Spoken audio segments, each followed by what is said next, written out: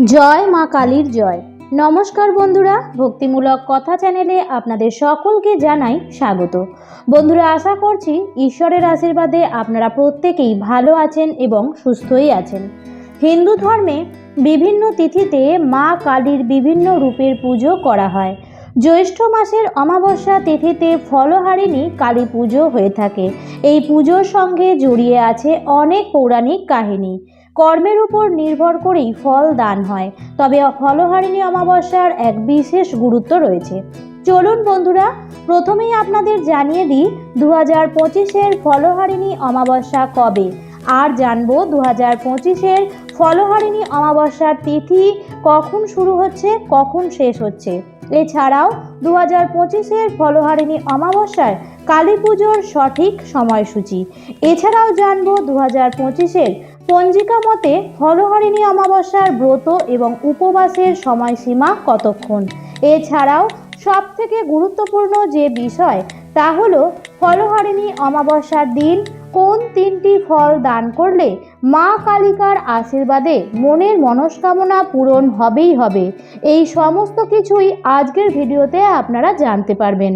তাই বন্ধুরা, ভিডিওটি স্কিপ না করে সম্পূর্ণ দেখুন এবং দেখার পর ভালো লাগলে অবশ্যই লাইক, কমেন্ট এবং শেয়ার করতে ভুলবেন না, এবং অবশ্যই চ্যানেলটিকে সাবস্ক্রাইব করে বেল আইকনটি প্রেস করে রাখবেন। এর ফলে আগামী দিনে যখন নিত্য নতুন ভিডিও আসবে আমার চ্যানেলে, তার নোটিফিকেশান আপনার কাছে যাবে সবার প্রথমে।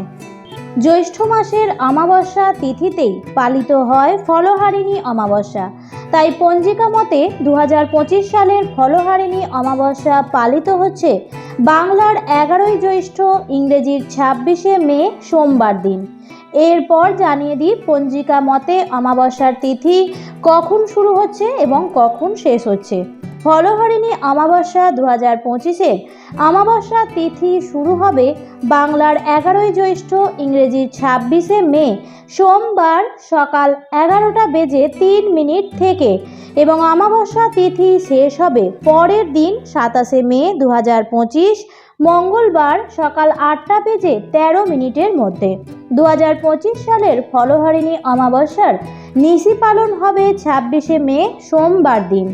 এরপর বলি ফলহারিণী অমাবস্যার পুজোর ব্রত এবং উপবাসের সময়সীমা কী।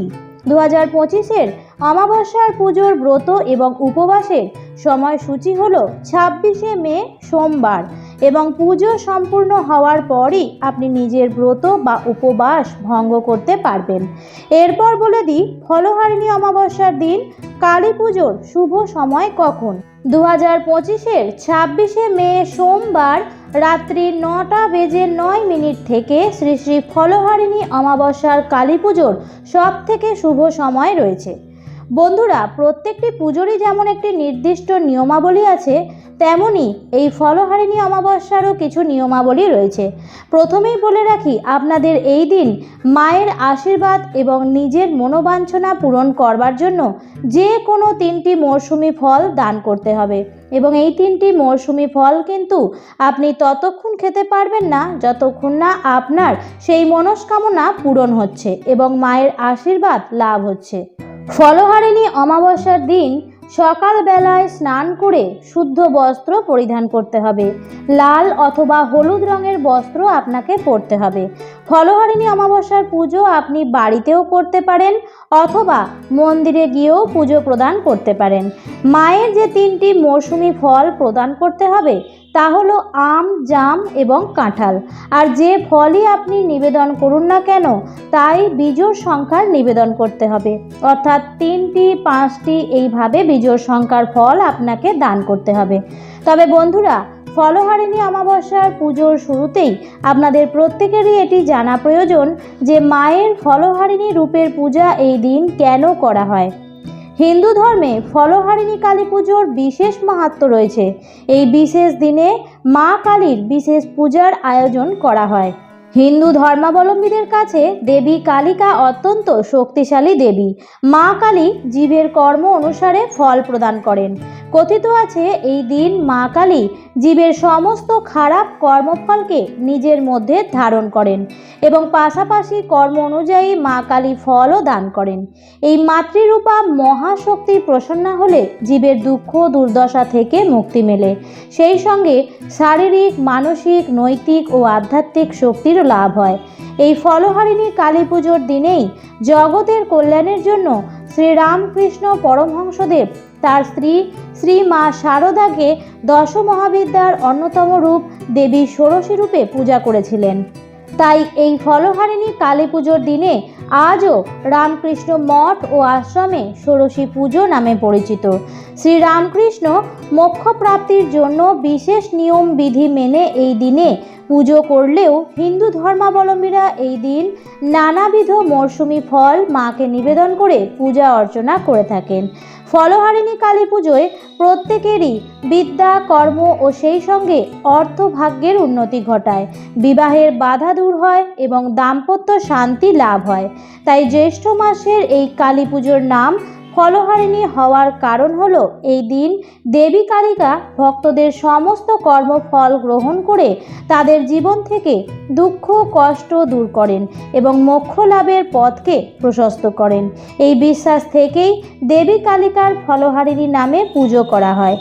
বলা হয় এই দিন যদি আপনি মা কালীকে কোনো উপায়ে সন্তুষ্ট করতে পারেন তাহলে জীবনে অভীষ্ট লক্ষ্যটি পূরণ করতে মা কালী স্বয়ং সাহায্য করেন। বন্ধুরা, আমরা যে প্রতিনিয়ত কর্ম করে যাই সেই সমস্ত কর্মসমূহের ফল প্রদান করে থাকেন দেবী কালিকা। আর মানুষ কর্ম করলে সেই কর্মের সুকর্ম এবং কুকর্ম দুটি সৃষ্টি হয়। এই ফলহারিণী অমাবস্যার দিন মা কালী স্বয়ং ভক্তদের সুকর্মের জন্য আশীর্বাদ প্রদান করেন, অন্যদিকে সন্তানের কুকর্মের জন্য উদ্ভূত অশুভ ফলের প্রভাব থেকে তিনি আবার এই দিন সন্তানদের মুক্তও করেন। তাই এই বিশেষ দিনে যদি মা কালীকে সন্তুষ্ট করা যায় তাহলে তিনি ভক্তের সার্বিক কল্যাণ করেন। বিদ্যা, কর্ম, অর্থভাগ্য, প্রেম প্রণয়জনিত বাধা, দাম্পত্য সাংসারিক সমস্যা প্রভৃতি যাবতীয় সকল সমস্যার সমাধান করে দেন তিনি। তাই বন্ধুরা, এই ফলহারিণী অমাবস্যার বিশেষ দিনে অত্যন্ত সহজ সরল উপায়ে বাড়িতে বসেই আপনি মায়ের আরাধনা করুন। দেখবেন মায়ের কৃপায় আপনার যাবতীয় সমস্যা দূর হয়ে পরম শান্তি অনুভব করবেন। বন্ধুরা, এই সময় আমরা মা প্রকৃতির কৃপায় গাছে বিভিন্ন মরশুমি ফল পেয়ে থাকি, যেমন ধরুন আম, জাম, কাঁঠাল, লিচু ইত্যাদি। এই উক্ত মরশুমি ফলগুলি আপনি এই ফলহারিণী অমাবস্যার দিন মায়ের উদ্দেশ্যে নিবেদন করতে পারেন। তবে এই ফল নিবেদন করার একটি বিশেষ পদ্ধতি বা নিয়ম রয়েছে।